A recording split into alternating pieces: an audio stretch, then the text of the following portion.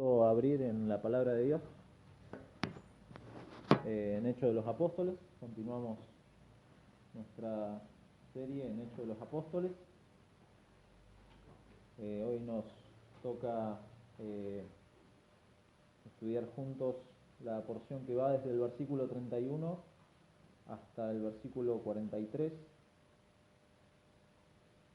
Ahí es donde nos quedamos la última vez. El domingo pasado hicimos una pequeña pausa en este estudio y hoy retomamos.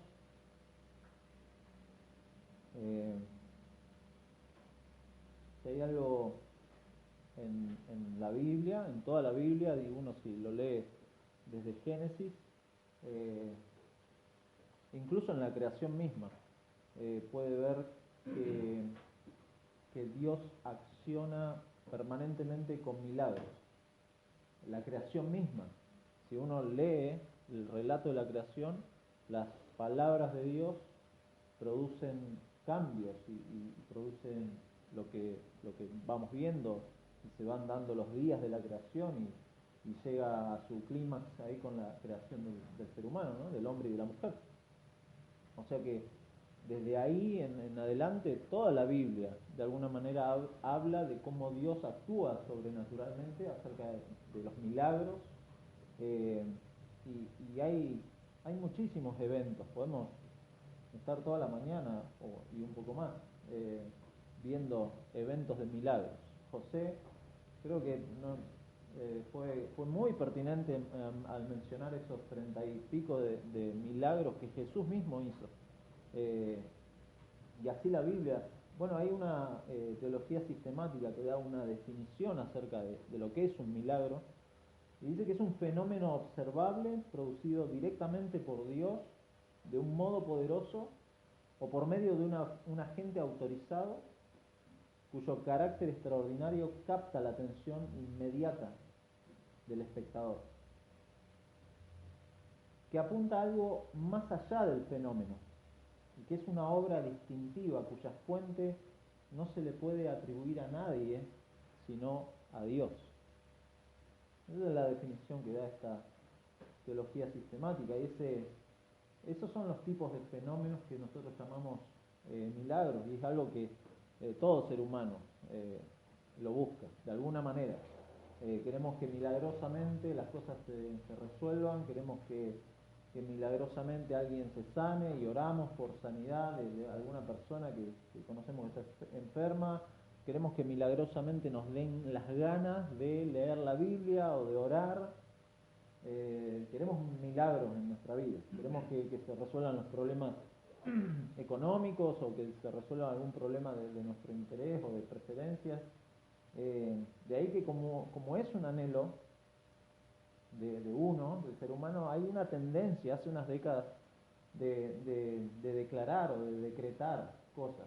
Creemos que nuestras palabras pueden producir ese milagro, como si nuestras palabras tuvieran un poder particular, pero no es así.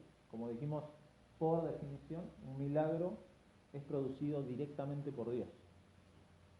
Directamente por Dios, por lo tanto no depende de mis palabras ni de mis oraciones.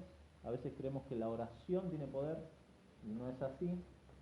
Ni nada que provenga de este pecador, nada puede producir un milagro. La fuente de todo milagro, como dijimos, es Dios mismo, y Lucas, el autor de Hechos de los Apóstoles, se toma el trabajo de darnos un montón de estas señales, de estos milagros. Nos ha mostrado ya algunos de ellos. Ha habido una pausa, hay como un relato ahí en donde se ha hecho una pausa de estos milagros, pero hay una palabra que Lucas le gusta mucho usar, es señales, semeion en griego. Estuve buscando esa palabra y estuve buscando cómo se pronunciaba para poder decírselas y creer que me sé todo el griego del mundo y no sé nada de griego. Así que semeion es la palabra, la usa unas 24 veces, tanto en el Evangelio de Lucas como en Hechos de los Apóstoles. Y lo interesante del término ese es que habla de una señal que lleva a la persona más allá del milagro, más allá de lo que es el milagro en sí. Y en Hechos, los milagros, como los que vamos a leer hoy, es justamente eso, apuntan a confirmar el mensaje que los apóstoles llevaban y a confirmar al mensajero. A eso, para eso estaban los milagros. Y la narrativa de todo el Nuevo Testamento habla de eso, confirmar el mensaje, confirmar el mensajero, confirmar el Evangelio, confirmar el ministerio de los apóstoles, que es lo que estamos leyendo. Entonces Hechos nos da relatos que muestran sobre todo el accionar de Dios en su iglesia. Ese es el título que le hemos puesto, el accionar de Dios en su iglesia, los milagros, esto que vamos a leer que ocurren en Lida y en Jope, en el contexto de la labor misionera de Pedro, confirman que estos apóstoles son los representantes de Jesús. Para eso están estos milagros. El ministerio de estos hombres es una prueba de que Dios está restaurando las cosas. Dios está restaurando a su Israel. Dios está mostrando su presencia visible en todo tiempo por medio de estos hombres, en este ministerio. Eso es lo que está mostrando. En todo tiempo está mostrando su salvación y cómo la realidad efectiva de su poder se ve en claridad con estas acciones, estos milagros. Estos milagros buscan mostrar el accionar de Dios en su iglesia. Eso es lo que vamos a leer. Leamos el pasaje, versículo 31. Entonces las iglesias tenían paz por toda Judea, Galilea y Samaria, y eran edificadas andando en el temor del Señor, y se acrecentaban fortalecidas por el Espíritu Santo. Aconteció que Pedro, visitando a todos, vino también a los santos que habitaban en Lida, y halló allí a uno que se llamaba Eneas, que hacía 8 años que estaba en cama, pues era paralítico. Y le dijo Pedro: Eneas, Jesucristo te sana, levántate y haz tu cama. Y enseguida se levantó, y le vieron todos los que habitaban en Lida y en Sarón, los cuales se convirtieron al Señor. Había entonces en Jope una discípula llamada Tabita, que traducido quiere decir Dorcas. Esta abundaba en buenas obras y en limosnas que hacía. Y aconteció que en aquellos días se enfermó y murió. Después de lavada, la pusieron en una sala, y como Lida estaba cerca de Jope, los discípulos, oyendo que Pedro estaba allí, le enviaron 2 hombres a rogarle: no tardes en venir a nosotros. Levantándose entonces Pedro, fue con ellos, y cuando llegó, le llevaron a la sala, donde le rodearon todas las viudas, llorando y mostrando las túnicas y los vestidos que Dorcas hacía cuando estaba con ellas. Entonces, sacando a todos, Pedro se puso de rodillas y oró, y volviéndose al cuerpo dijo: Tabita, levántate. Y ella abrió los ojos, y al ver a Pedro se incorporó, y él, dándole la mano, la levantó. Entonces, llamando a los santos y a las viudas, la presentó viva.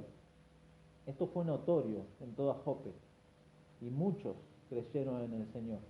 Y aconteció que se quedó muchos días en Jope, en casa de un cierto Simón, curtidor.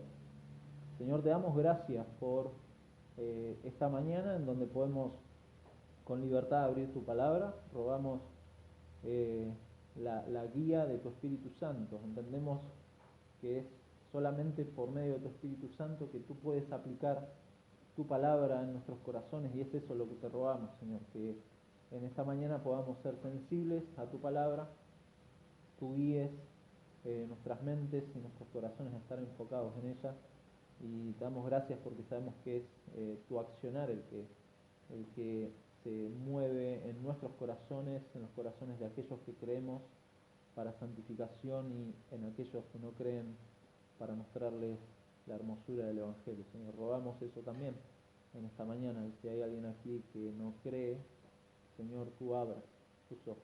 Te lo pedimos en el nombre de Jesús. Amén. Y amén. El pasaje de hoy, bueno, naturalmente lo vamos a dividir en 3 sencillas partes, porque es muy claro que hay ahí un resumen de la obra en el versículo 31. Solamente el versículo 31 da un resumen de lo que es la obra, una especie de... Esto a Lucas le gusta hacer, este tipo de resúmenes. Si uno lo lee a lo largo de Hechos, va a encontrar varios, y este es el octavo resumen que Lucas hace. Después vamos a ver el milagro de Lida, obviamente, versículo 32 al 35, y el milagro en Jope, del 36 hasta el final, hasta el 43. Lucas va a pasar, en este resumen que hace, va a pasar de lo que es la obra que Dios hizo en la vida de Saulo, la conversión de Saulo de Tarso, y la actividad misionera de Saulo, esa primera actividad que hizo en Damasco y que después la va a repetir en Jerusalén, lo vimos del 1 al 30, y va a pasar de ahí al ministerio de Pedro. Si se fijan, el ministerio de Pedro en estas dos ciudades, que son ciudades, si alguno ubica el mapa mentalmente, son ciudades costeras en la zona de Palestina, ahí cerca de la Cesarea Marítima, y es muy interesante porque vamos a ver cómo hay una intencionalidad en Lucas en mostrar estos dos milagros. Muchas veces leemos narrativa o relatos, tanto en los evangelios como en Hechos, y decimos ¿por qué el autor puso ese relato ahí, en ese lugar? Y bueno, de alguna manera hay una intencionalidad y Lucas nos está llevando a un lugar en especial. Entonces vemos cómo Pedro empieza su ministerio ahí en el versículo 32, pero antes leemos versículo 31. Entonces las iglesias tenían paz por toda Judea, Galilea y Samaria, y eran edificadas andando en el temor del Señor, y se acrecentaban fortalecidas por el Espíritu Santo. Nos dice que la iglesia tenía paz, y esta paz de la que habla es justamente en el contexto de persecución que habíamos visto ya. Recuerden, Saulo de Tarso había sido el principal precursor de la persecución en la iglesia, y ahora el Señor lo había convertido en el camino a Damasco, y ahora la iglesia tiene paz en ese sentido. Si bien vamos a ver más adelante, es una paz momentánea, ¿no? Porque las persecuciones van a continuar, la iglesia va a sufrir otros martirios, la iglesia va a estar en medio de la persecución, eso no va a cambiar. Y menciona las iglesias locales en donde el evangelio ya se ha extendido. Fíjense, dice Judea, Galilea y Samaria, y acá es interesante porque es la primera vez que se menciona Galilea como que tiene una comunidad de fe, como que tiene una iglesia local. Entonces Lucas nos está dando una nueva información.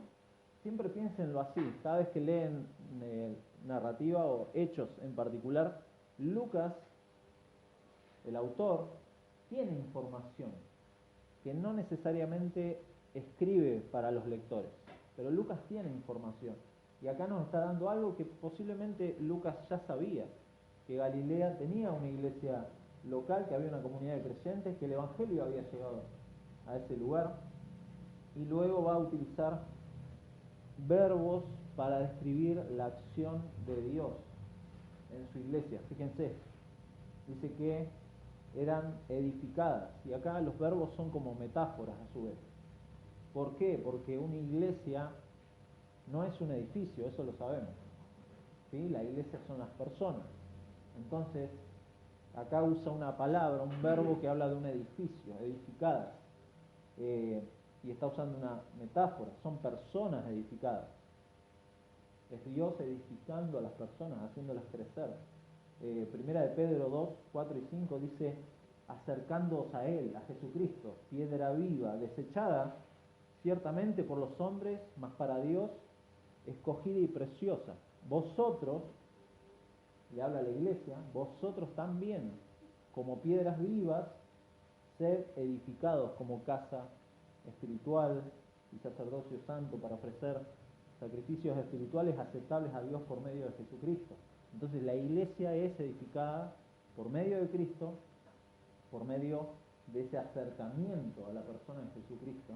La iglesia es, y así el verdadero creyente es edificado por Dios en su vida y en su iglesia local, como vemos que está sucediendo acá, en las iglesias de Palestina. Luego dice que andaban en el temor del Señor, andaban en el temor del Señor y se acrecentaban fortalecidas por el Espíritu Santo. De nuevo, son verbos muy interesantes, pues son verbos en modo pasivo.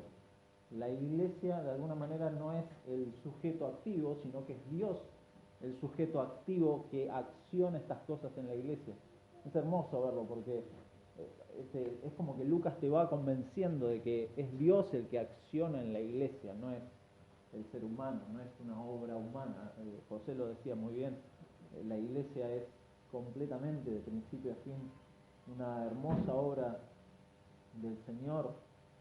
¿Por qué? Porque humanamente no es posible edificar una iglesia, no es posible humanamente que una iglesia ande en el temor del Señor, no es posible humanamente que crezcamos fortalecidos por el Espíritu Santo, humanamente.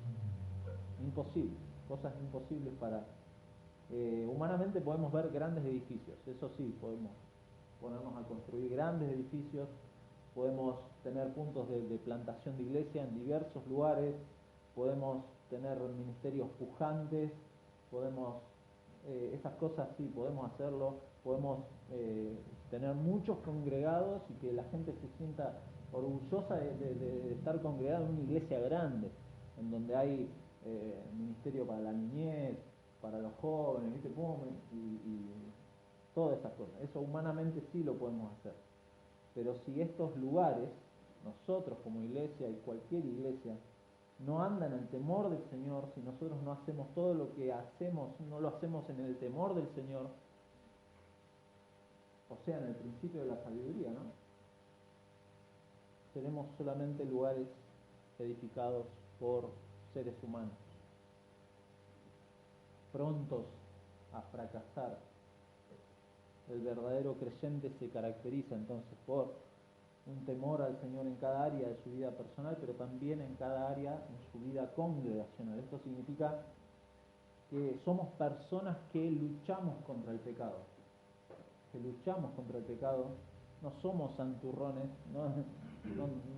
a ninguno le veo ni me ven una aureola de nada de eso, sino que somos personas edificadas por Dios, avanzando, sí, en santidad, avanzamos en santidad, no estamos estancados, estamos dispuestos a obedecer al Señor. ¿Por qué? Porque ahora somos sus siervos. Entonces estas comunidades, andando en el temor del Señor, se acrecentaban, fortalecidas por el Espíritu Santo. Es decir, no solamente se consolidaron en forma interna, sino que también crecieron en número, algo que Lucas ya nos ha informado, que es obra de Dios por medio de su Espíritu. ¿Sí? Si se fijan, capítulo 6, versículo 7, dice, y crecía la palabra del Señor y el número de los discípulos se multiplicaba grandemente en Jerusalén. También muchos de los sacerdotes obedecían a la fe, pero más adelante, capítulo 12, versículo 24, dice que la palabra del Señor crecía y se multiplicaba. Y esto también es una forma de expresar justamente eso, que la iglesia se estaba multiplicando. La palabra del Señor no es que crecía, no es que las letras se hacían más grandes, sino que la gente crecía por medio de la palabra del Señor. Eso estaba pasando en la iglesia. Después usa esas dos veces esa multiplicación usa esa misma palabra, pero en el capítulo 2, versículo 47, nos dice el motivo, que ellos en el 46 dice que perseveraban unánimes cada día en el templo, y en el 47 dice alabando a Dios y teniendo favor con todo el pueblo, y el Señor añadía cada día a la iglesia los que habían de ser salvos. Esta es la causa por la cual crece la iglesia, por la acción de Dios. No hay otra forma que crezca la iglesia, no hay otra forma, siempre lo decimos y siempre es bueno recordarlo, que la iglesia crece por la obra del Señor. Claro, tenemos y podemos tener medios, podemos tener programas, podemos tener reuniones, podemos tener invitaciones, pero no son estas cosas las que hacen que la iglesia crezca. No son estas cosas, es Dios. De alguna manera hay veces que como que institucionalizamos muchas cosas y la forma en que queremos que la iglesia crezca las tenemos como vacas sagradas. Por ejemplo, hay reuniones y ha pasado en algunos lugares en donde han sacado una reunión que estaba como institucionalizada y pensaban que eso era una vaca sagrada y sin embargo no cambió la historia de nada. Por eso nosotros también no podemos acostumbrarnos posiblemente a una reunión y pensemos que es algo sagrado. La del domingo es cosa aparte, pero por ejemplo hay lugares donde son sagrados los ministerios de jóvenes y está bien que haya un espacio, o el ministerio de la niñez, y está bien que haya un espacio, pero no son vacas sagradas. Hay cosas que pueden faltar, porque la infraestructura o porque la cantidad de gente pueden faltar. Sin embargo, es Dios quien sigue actuando, es Dios quien añade a la iglesia, es Dios quien salva a las personas. Eso sí, Dios lo sigue haciendo. Sin importar las circunstancias, si es tiempo de paz o tiempo de persecución, la iglesia sigue llevada adelante, preservándose por medio del poder de Dios, por medio de lo que Él hace, el plan de Él hasta que Él regrese por su iglesia. Una iglesia que crece en el temor del Señor y le obedece. Lucas en este resumen hace como un puente, hace un puente entre lo que se ha relatado acerca de Saulo y ahora, para pasar al énfasis del ministerio de Pedro en la costa de Palestina, dijimos, el crecimiento y la fortaleza de la iglesia en este periodo, como hemos dicho ya, es algo que Dios ha accionado. Pero a su vez, Dios utiliza instrumentos. Dios utiliza instrumentos humanos y Pedro es uno de estos instrumentos en donde va a llevar el Evangelio a estas regiones que ahora vamos a ver. Versículo 32 es donde empieza el milagro en Lida. Versículo 32, aconteció que Pedro, visitando a todos, vino también a los santos que habitaban en Lida. Por cómo lo presenta el texto, Pedro ya venía haciendo viajes, ¿sí? Si se fijan, visitando a todos, es como que Pedro venía ya visitando a los hermanos en diferentes lugares, y la última vez que lo vemos a Pedro, si recuerdan, capítulo 8, yo les digo, si recuerdan, yo no lo recordaba, cuando habíamos dejado a Pedro, porque nos habíamos incursionado en Saulo tanto que habíamos olvidado a Pedro, pero la última vez es capítulo 8, versículo 20, dice, entonces Pedro le dijo, ¿recuerdan? Es la escena con Simón el mago, tu dinero perezca contigo porque has pensado que el don de Dios se obtiene con dinero. Esa fue la última vez que vimos a Pedro.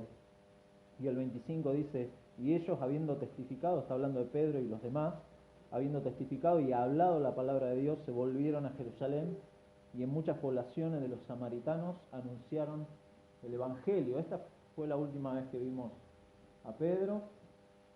Y Lida justamente está al sur de Samaria. Habíamos dejado a Pedro en Samaria, ahora Pedro va al sur de Samaria, a Lida, y el texto nos dice que había ahí hermanos, los santos, muy lindo como lo menciona ahí Lucas.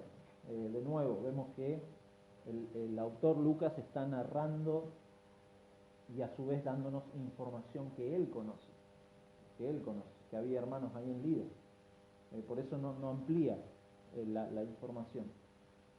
¿Cómo llegó el Evangelio a este lugar? No lo sabemos, pero sí estamos seguros que, como en todo Hechos, Dios ha obrado de alguna manera que no tenemos en Hechos para que el Evangelio llegue a ese lugar. Dios lo ha hecho. Hay hermanos ahí en Lida, los santos.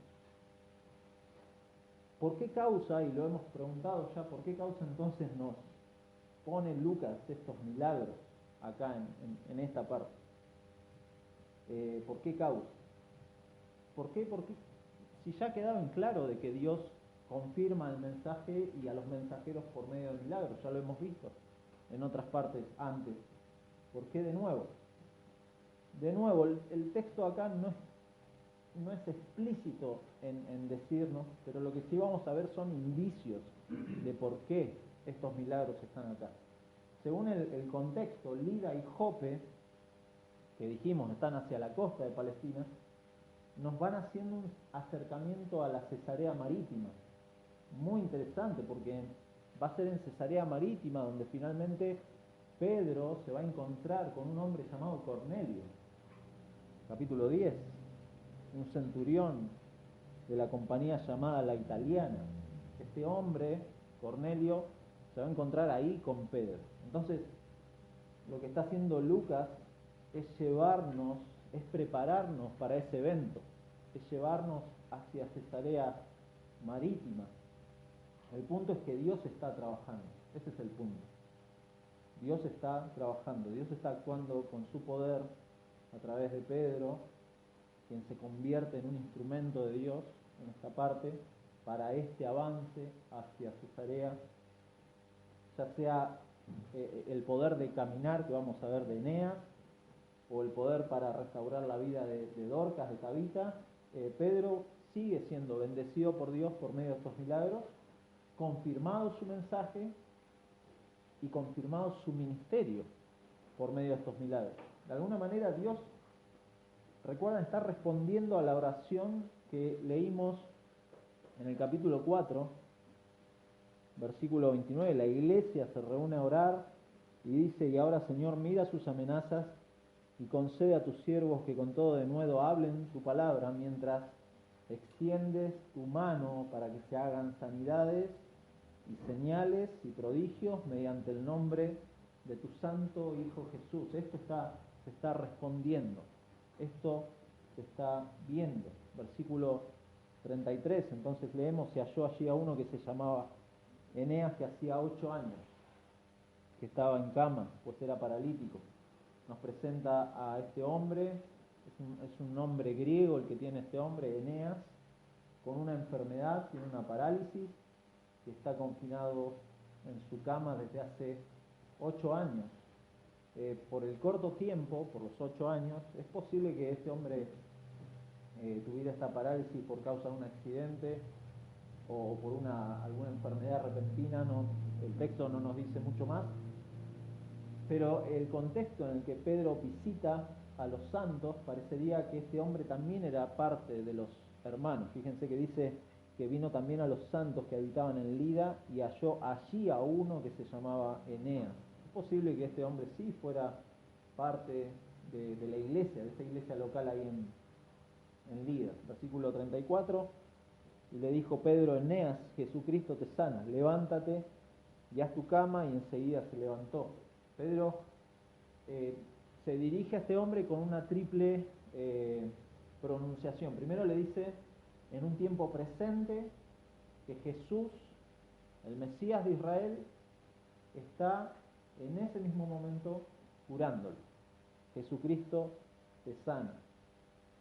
En segundo lugar, le dice: levántate, le ordena, es un imperativo, levántate, que haga algo humanamente imposible, ¿sí? Porque él estaba paralizado, tendido ahí, paralizado, una acción que solamente el poder de Dios podía realmente llevar a cabo. Y en tercer lugar le ordena, un segundo imperativo, que haga su cama.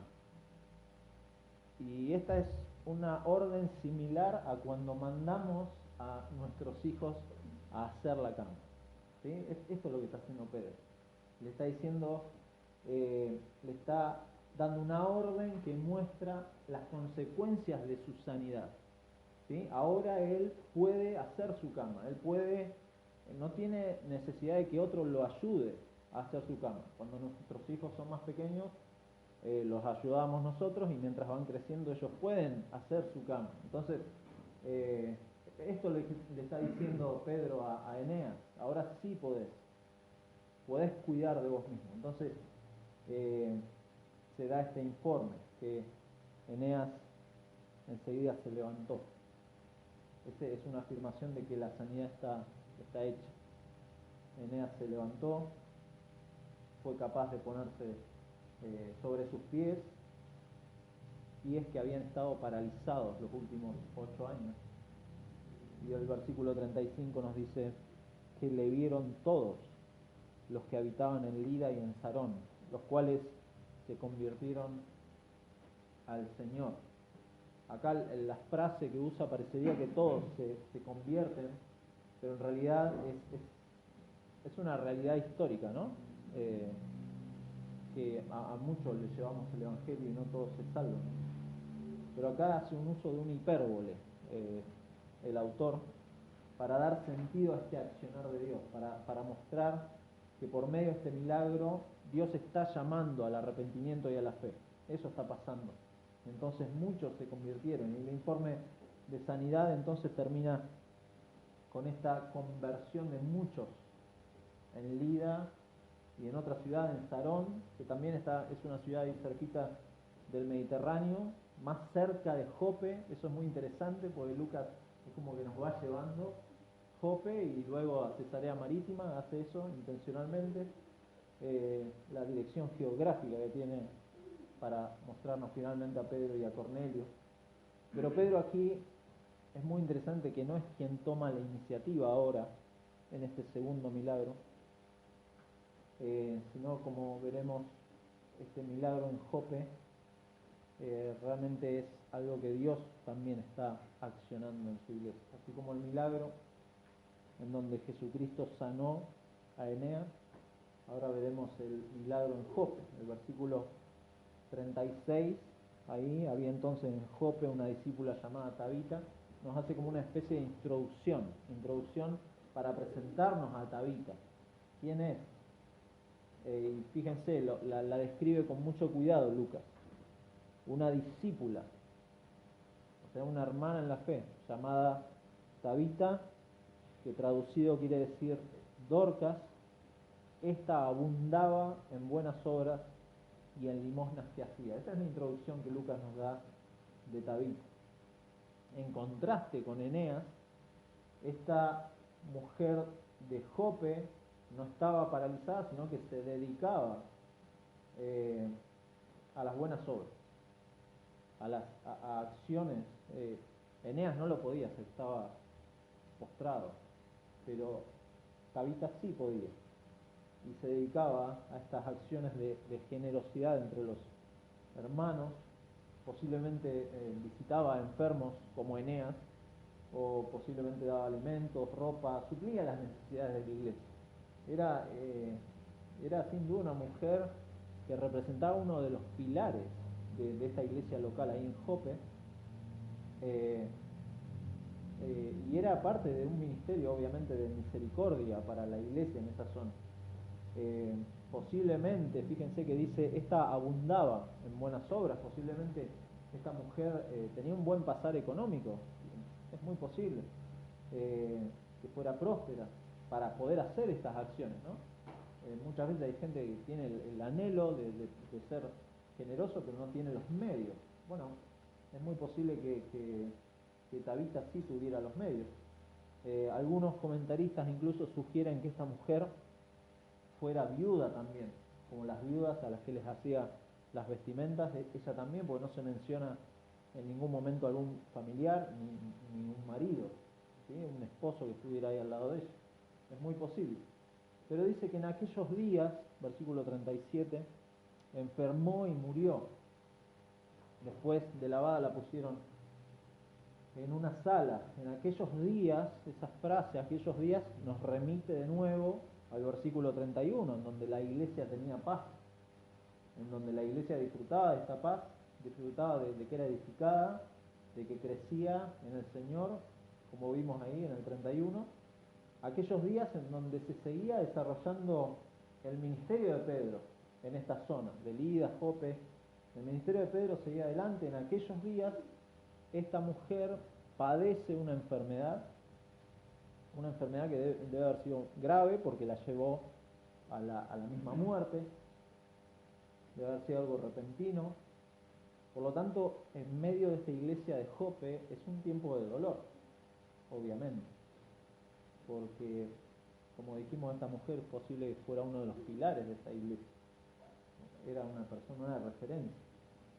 Entonces, es tiempo de dolor, no se nos dice qué enfermedad fue o en qué circunstancias se dieron, pero fue una pérdida para la iglesia, es una pérdida para la iglesia. Y empieza ahí, vemos el proceso de lo que va a ser su entierro, ¿sí? Después de lavada la pusieron en una sala, y ahí esperaron lo que nos va a describir el 38. Y como Lida estaba cerca de Jope, Lida es donde estaba Pedro, los discípulos, oyendo que Pedro estaba allí, le enviaron 2 hombres a rogarle: no tardes en venir a nosotros. Los creyentes de Lida, de Jope, saben que está cerca Lida y saben que Pedro está ahí, y entonces le mandan a esta comitiva de 2 hombres para que lo hagan venir sin tardar, no te tardes. No está del todo claro, el texto no nos dice nada, no está del todo claro si ellos esperaban que fuera capaz de resucitar a Tabita. No nos dice el texto nada de eso. El ruego en realidad incluso implica la posibilidad de que Pedro les dijera que no, o sea, que se negara a ir a Jope, porque obviamente el trajín del ministerio de Pedro, y además, algo que no mencionamos, que la ciudad de Jope era una ciudad con una alta influencia de la cultura griega, helenista. Entonces, para un judío como Pedro era posible que no quisiera ir o involucrarse todavía tanto en esta cultura griega. Entonces, es posible que hubiera esa intención de decir: no voy porque sigan trabajando, pero no quiero todavía involucrarme en el mundo gentil, como vamos a ver sí con Cornelio después. pero también es posible que el ministerio de Pedro, la cantidad de hermanos que estaba visitando, como nos decía el versículo 32, es posible que le impidiera poder ir. Y entonces leemos versículo 39: levantándose entonces Pedro concedió el pedido de estos hombres, fue con ellos, y cuando llegó le llevaron a la sala donde le rodearon todas las viudas, llorando y mostrando las túnicas y los vestidos que Dorcas hacía cuando estaba con ellas. Piensen un momento la escena, ¿no? Es un velorio y es una escena de dolor, y como dijimos, debe haber sido una pérdida significativa para la iglesia, esta hermana en la fe. Personas concretas habían sido beneficiadas por la obra de Tabita. Había habido generosidad, había habido misericordia de parte de esta mujer. Algunas de ellas eran estas viudas que menciona ahí, que están en la sala con vestimentas que la misma Tabita hacía para beneficio de ellas. Las viudas eran personas necesitadas realmente. Posiblemente hoy una viuda cobra una pensión, o ya es como que se acomoda de otra forma en nuestra cultura, pero la viuda de aquel entonces era realmente una persona prácticamente desamparada. Por eso el Antiguo Testamento habla de que las viudas tienen que ser atendidas, y hay mandamientos específicos para tratar con las viudas.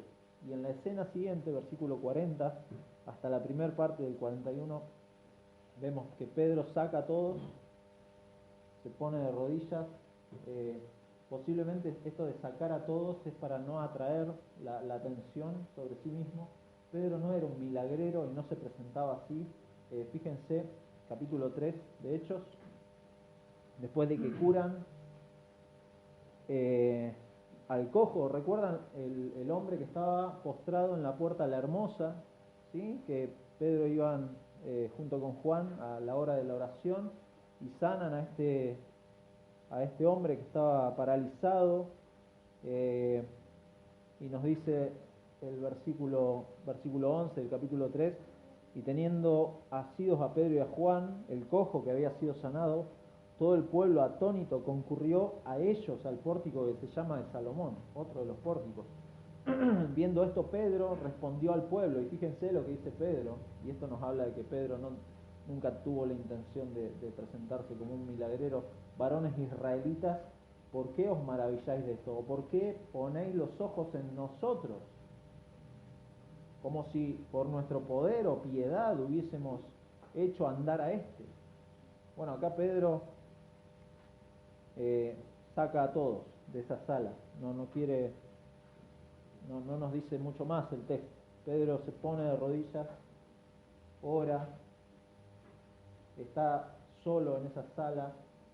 Esto de ponerse de rodillas muestra una sumisión y una humildad, una dependencia en oración hacia Dios, hacia quien podía realmente hacer el milagro, hacia quien podía realmente actuar de esa forma en la vida de alguien. Pedro acá no hace una convocatoria, no hace una propaganda, no declara una noche de milagros, nada de eso. No, se queda solo, con un cadáver. Se pone de rodillas, tampoco confió en sí mismo, ¿no? Porque eso de ponerse de rodillas habla de eso, sino que se puso bajo la soberanía de Dios para esa obra. Nadie esperaba este milagro, obviamente. No sabemos si Pedro, no nos dice el texto, pero Pedro se pone de rodillas y ora. Y obviamente confiaba en el poder de Dios, pero afuera posiblemente nadie esperaba lo que iba a pasar. Posiblemente estaban esperando afuera pensando que, no sé, que Pedro sencillamente se quería despedir de esta hermana que era un pilar de esa iglesia. Bueno, es muy posible también. Pero Pedro está dejando delante de Dios, el autor de la vida, la posibilidad de que devuelva el regalo de la vida a esta mujer. Eso está haciendo Pedro. Se pone de rodillas y ora.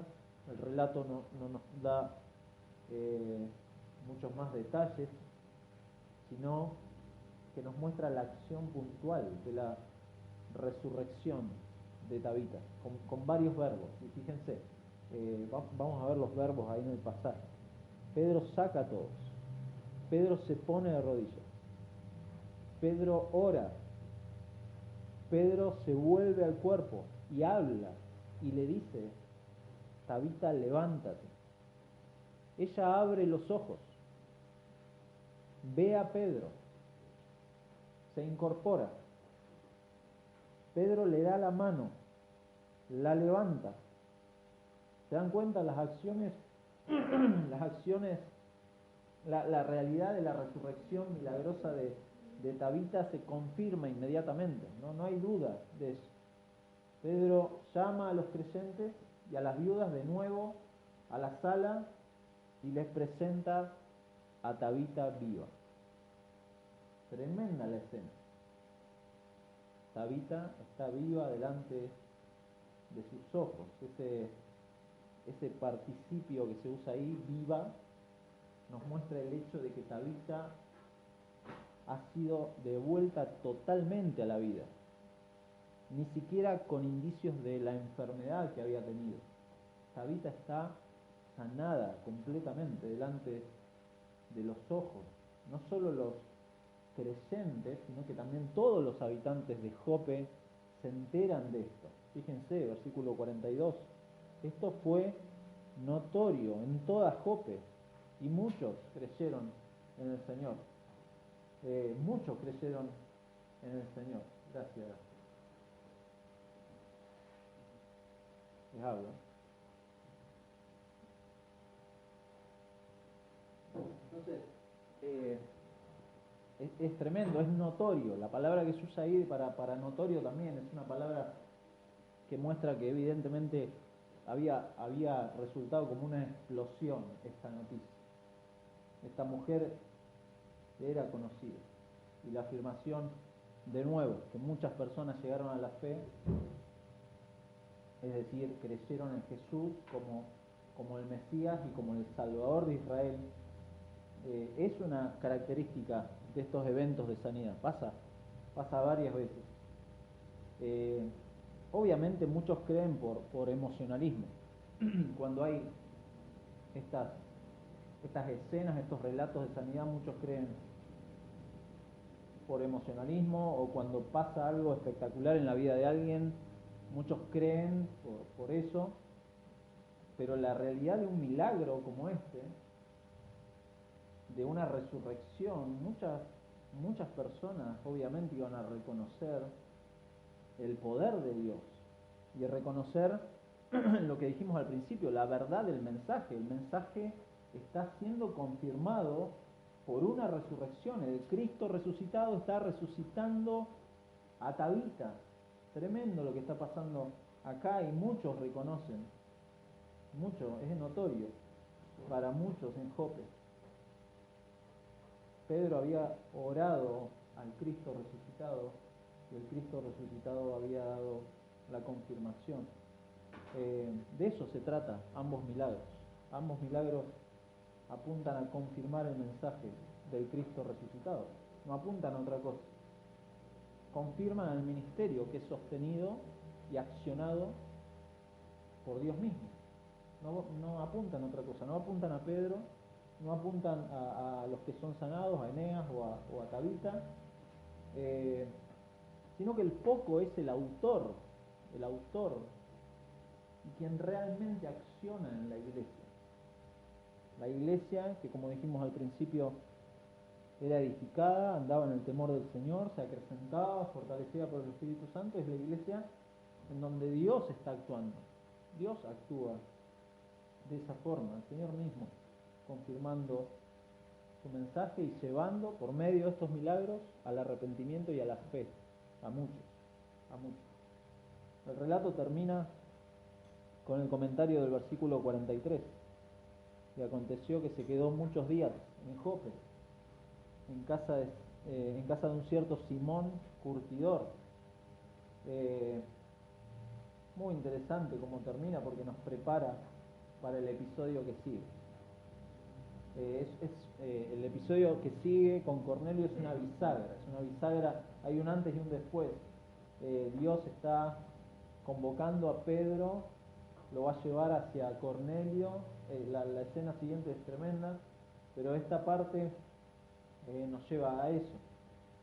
Pedro va a estar hospedado en casa de este Simón por muchos días, no nos dice cuánto, pero la palabra muchos días obviamente habla de meses o quizá un año, no sabemos realmente cuánto transcurrió desde la resurrección de Tabita hasta el encuentro con Cornelio. Lucas no se dedica a eso, a hacer cronología, sino que nos va contando y nos va mostrando cómo Dios está actuando. Y Pedro se queda en casa de este Simón, que era curtidor. Muy interesante también. Van a decir, bueno, termina así, ¿no? ¿Qué vas a dar detalles de este hombre? Simón, si el pasaje no nos dice mucho más, que se llamaba Simón curtidor. Y corta ahí el pasaje. Un curtidor, los que han trabajado en el campo y conocen, es aquella persona que se dedicaba a trabajar cueros de animales muertos. Y de alguna manera esta profesión, o quien la practicaba, hacía que se exponga a la impureza ritual entre los judíos. El pasaje no nos dice nada más, pero el lector judío entiende la referencia.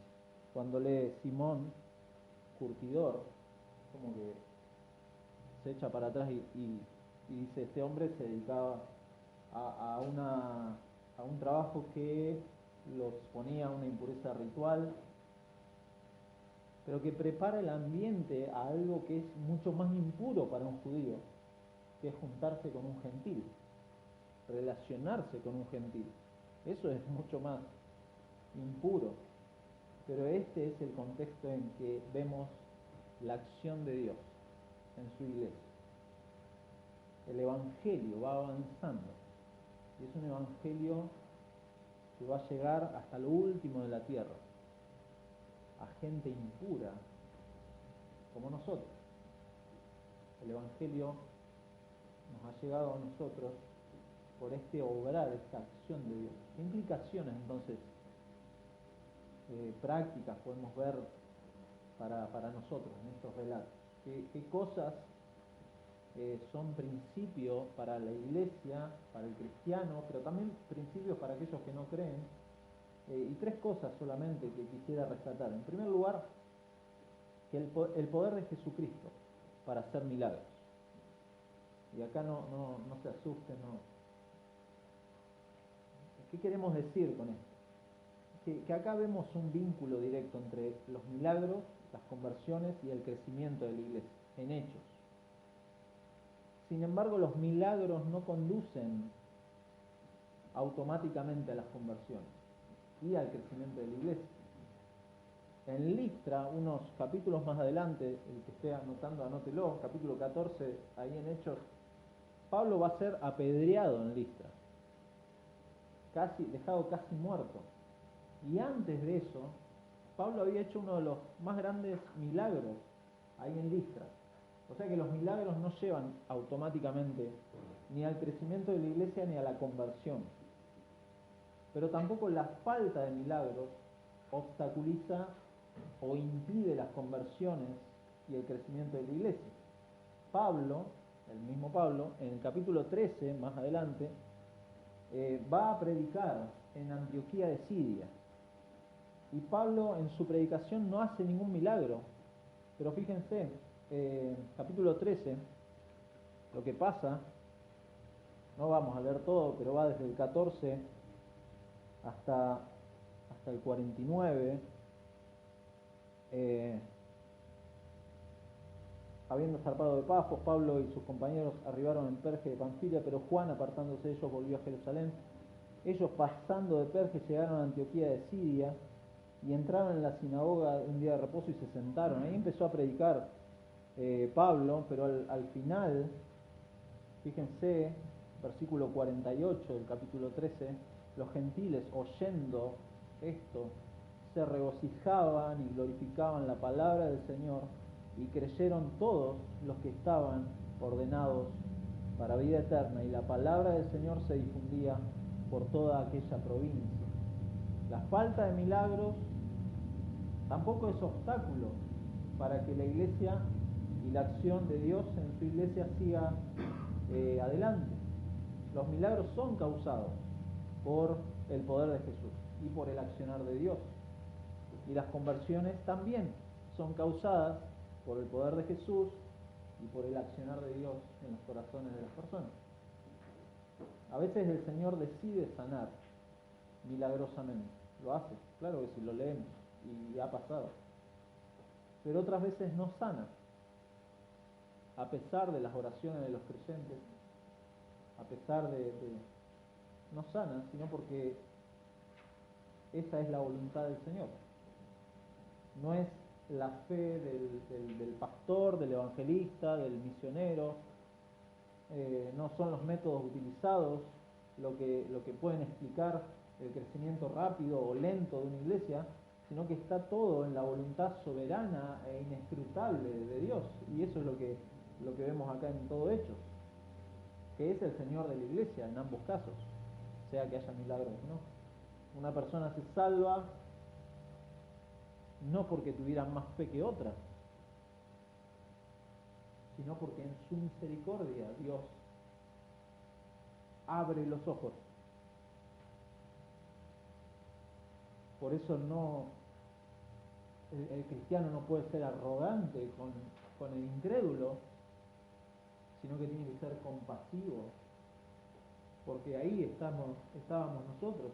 Dios ha abierto los ojos a las maravillas del Evangelio. Pero en segundo lugar, Dios acciona en su iglesia estos milagros para dejar evidencia de sus planes. Él deja evidencia. Evidentemente era un llamado a la fe a muchos, y estos milagros sucedieron por algo está pasando. Incluso un milagro tan tremendo como la resurrección de esta mujer, de Tabita. Pero acá hagan una pausa y vean panorámicamente Hechos. Hace unos capítulos atrás vimos la muerte de Esteban, y Dios no resucitó a Esteban. resucitó a Tabita, pero no a Esteban. Más adelante vamos a ver que muere Santiago. Y Dios no resucita a Santiago. Eso pasa. ¿Acaso la obra y el poder de Dios pueden ser puestos bajo juicio o duda por esto? ¿Porque haga o no haga milagros? En absoluto, ¿no? Dios obra en su soberanía a fin de que Él sea glorificado. De que Él sea glorificado, tanto en milagros como en falta de milagros.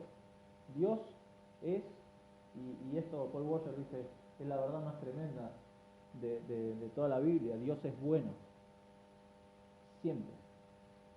Dios es bueno siempre, haya o no haya milagros. Pero en último lugar, no olvidemos el mayor de los milagros que hemos visto en estos relatos.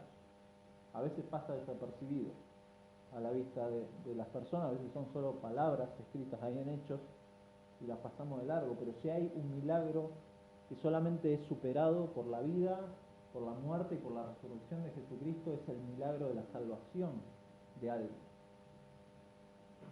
Y dimos una definición de milagro al principio: es un fenómeno observable, producido directamente por Dios, de un modo poderoso y por medio de un agente autorizado, cuyo carácter extraordinario capta la atención inmediata del espectador, que apunta a algo más allá del fenómeno y que es una obra distintiva, cuya fuente no se le puede atribuir a nadie sino a Dios. Esa fue la definición que dimos al principio. Eso es la salvación en una persona, un obrar de Dios en el corazón de la persona.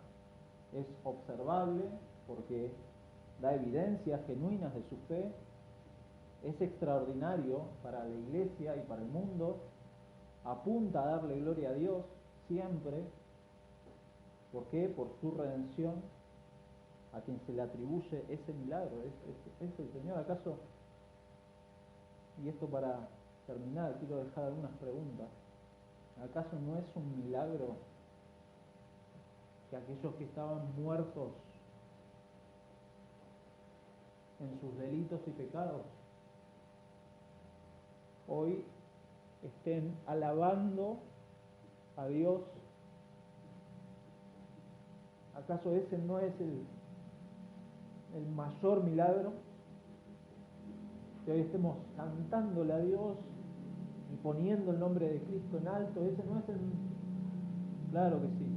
¿Por qué? Porque Tabita va a resucitar, pero físicamente va a morir de vuelta. Pero el mayor milagro en la vida de Tabita ya había pasado.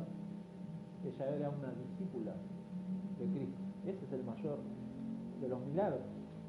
¿Acaso podemos atribuirnos a nosotros, mortales, el hecho de que alguien sea transformado por Dios?